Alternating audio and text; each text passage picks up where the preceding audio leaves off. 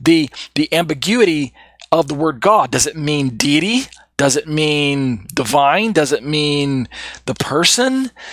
Right? Do we collapse everything that God is into the name Jesus, or vice versa, everything that Jesus is into the name God?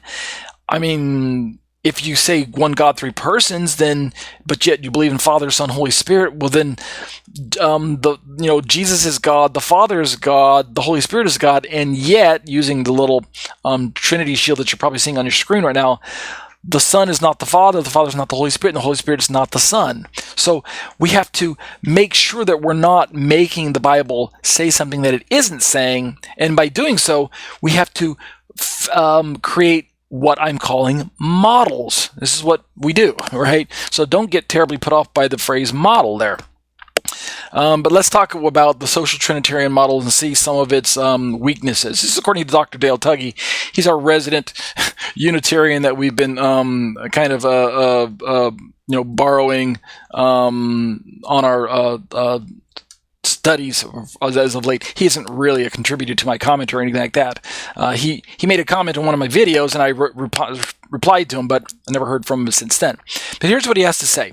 Western or Latin or Augustinian theories are contrasted with Eastern or Greek or Cappadocian theories. So let me pause for a moment. When we say Western or Latin or Augustinian, we're talking about those within the camp that would identify themselves as Catholic. That's what we mean by Western. And the contrast is made with Eastern or Greek or Cappadocian, and those would be people who would put themselves in the camp of Greek Orthodox or Eastern Orthodox, something along those lines. Okay, so that's where we're finding the contrast. Tuggy continues, and the difference between the camps is said to be merely one of emphases or starting points, which is why let me flash those triangles on the screen one more time. You see the Catholic triangle is one orientation with an emphasis on Father, Son, Holy Spirit, and the Greek Orthodox is a different orientation, right? It's flipped in reverse of the Catholic one, and the emphasis is different. Even though it's got the same names, Father, Son, Holy Spirit, it just has a different starting point, right? And what I mean by starting point is there one God who's made up of three persons? Notice the order of my sentence. One God, three persons. Or we could say, is it three persons who are one God? Notice the order of my starting point. Three persons, one God.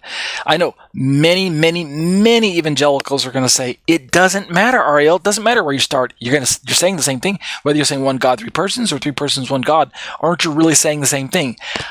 As an evangelical, as a Protestant myself, right, a non-Catholic or a non-Greek Orthodox, I kind of have to agree with most people out there and say, yeah, in my opinion, what's the big deal, right? Sounds like we're just splitting hairs, arguing over terminology.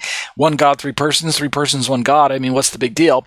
But I guess it matters quite a bit in the theology of Catholicism, the Church of the West, the Church of the East, particularly 1,000 years ago when they decided let's break apart from one another and have our own theology when it comes to Trinity. So, Dr. Tuggy continues, the Western theories, right, the Catholic ones, it is said emphasize or start with God's oneness, right? And that's why the triangles are flipped the way they are. They start with God's oneness, and what they do is they try to show how God is also three.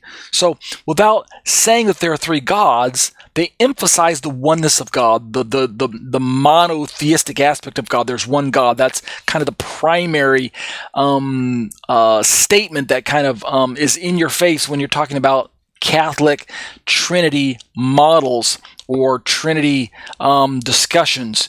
One God, but yet there's three persons, but not three gods, right? We got to backpedal a little bit when we say God is one, yet three. We don't mean the three gods, right? That's heresy. That's tritheism. What we mean is there's three persons or something, even though the word person doesn't show up in scriptures.